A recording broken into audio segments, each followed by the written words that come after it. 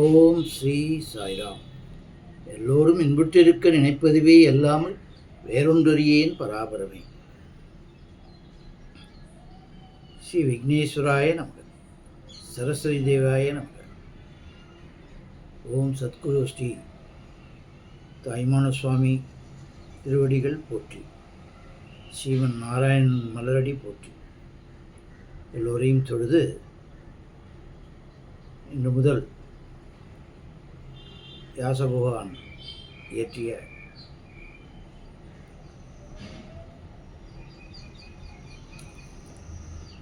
ஸ்ரீ கருட புராணத்தை வாசிக்க இருக்கிறேன். எல்லோரும் இதனை கேட்டு பயன்பெற்று நற்கதியை அடைய வேண்டும் என்று மறுபடியும் பகவானை வேண்டிக் கொண்டு இதை ஆரம்பிக்கிறேன்.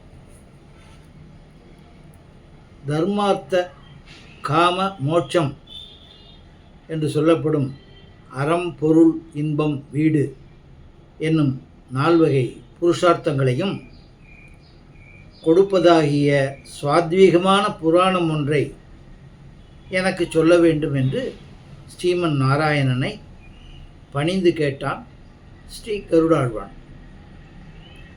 உலக நன்மையின் பொருட்டு திருமால் கருடனுக்கு கூறிய புராணமே ஸ்ரீ கருட புராணம் என்று வழங்கப்படுகிறது.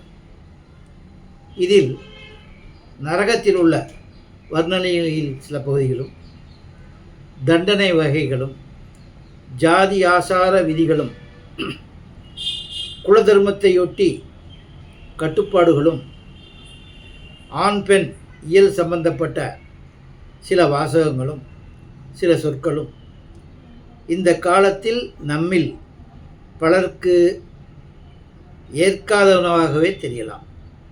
நம்மளால் ஏற்றுக்கொள்ள முடியாது. ஆனால் பழம்பெரும் புராணத்தை எடுத்து சொல்லும் பொழுதோ இல்லை இதை பிரசுரிக்கும் பொழுதோ சொந்த அபிப்பிராயங்களுக்கு இடமளிக்காமலும் குறைத்தல் திருத்தல் எதுவும் இல்லாமலும் அப்படியே வருங்காலத்தினரின் வரலாற்று தொடர்புகளுக்கும் ஆராய்ச்சிக்கும் விட்டு செல்வதே முறையும் கடமையும் ஆகும். எனவே குறைத்தல் திரித்தல் எதுவுமின்றி இப்பொழுது இந்நூலை அடியேன் வாசிக்க ஆரம்பிக்கிறேன். பொதுவாக கருட புராணம் என்றால் எல்லோருமே கேட்பதற்கோ படிப்பதற்கோ சிறு அச்சம், சிறு பயம் இருக்க செய்யும். அப்படி அதெல்லாம் தேவையில்லை. இதில் உள்ளதை நாம் அறிந்து கொண்டால் நாம் நம்மை திருத்திக் கொள்வதற்கும், நாம் வாழும் வரை எப்படி வாழ வேண்டுமோ அப்படி வாழ்வதற்கும், இந்த வாழ்வுக்கு முன்னால் ஏன் உடல் தான் நாம் என்று நினைத்து கொண்டு தானே இப்போ 199 பேர் இருக்கிறோம்.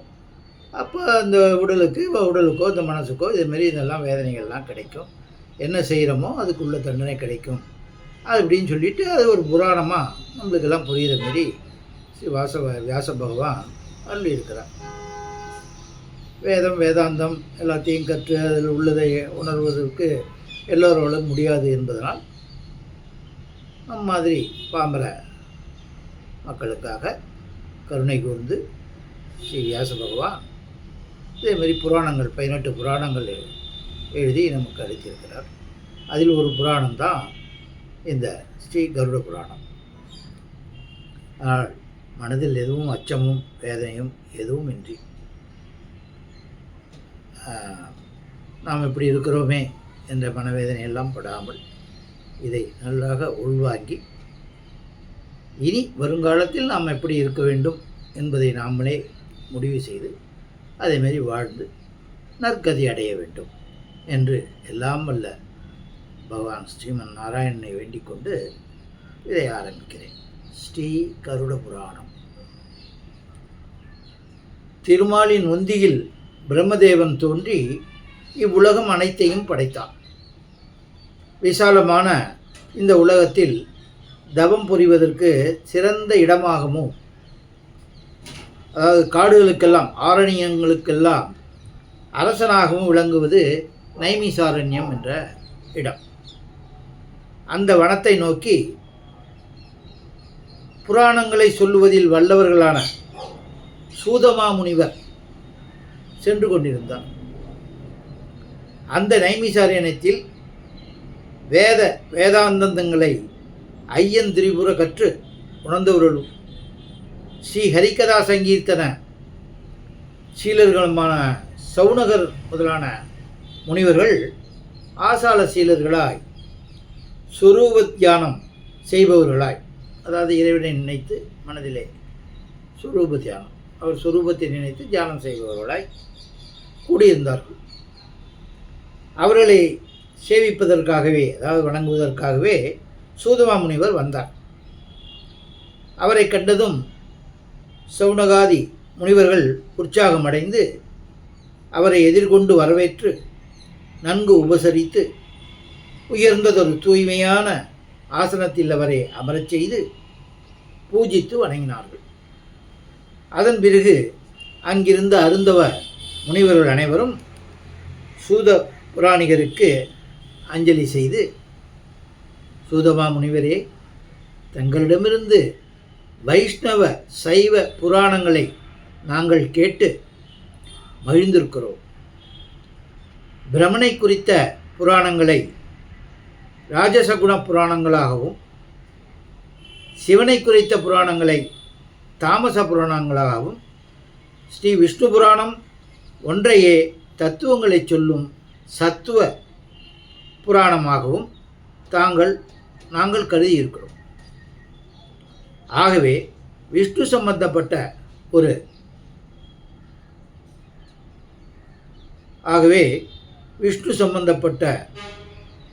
ஒரு புராணத்தை தாங்கள் சொன்னால் அதை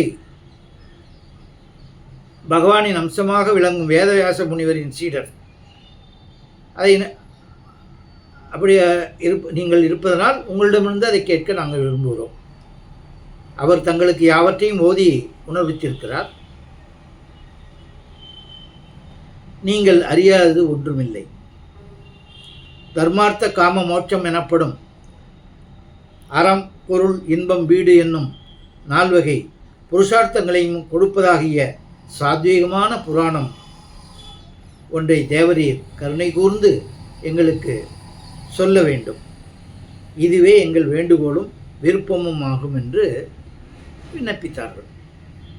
அந்த காலத்திலெல்லாம் அதுமாரி பெரியவர்கள் வரும்பொழுது தாழ்ந்து வணங்கி அவர்களிடம் தம் சந்தேகங்களையோ இல்லை அவர்கள் சொல்லி தாம் கேட்டு என்ன பயன்பட வேண்டும் என்று நினைக்கிறார்களோ அதையோ தயவு செய்து கூறி அருளுமாறு கேட்பது வழக்கம்.